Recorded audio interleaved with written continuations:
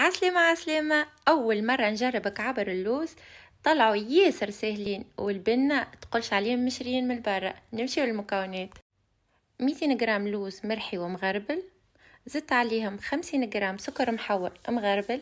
نخلط المكونات ونصبوا العطرشية بشوية لين تتلم البات. نغطيوها بابي سولوفان ونخليوها ترتاح لمدة نص ساعة. وهوني خديت شوية من العجين، كعبرته بين يديا بالكدا لين تتفورم. حطيتها في الشحور، مشحور حطيتها في الفستق المهروج، ومن بعد فورمتها بشوية بين يديا. وهذا تحصلنا على الشكل الاولاني. الشكل الثاني حطيته في الشحور زيادة، وحطيته في الفستق المرحي، وهذه النتيجة.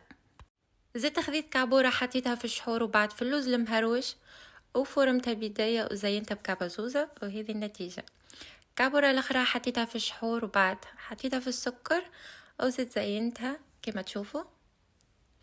آخر كعبورة حطيتها في الشحور وبعد حطيتها في اللوز الأبيض المهروش، وفورمتها وزينتها بكعبة فستق الزينة. زينوا كما تحبوا وجربوا واعطوني رايك.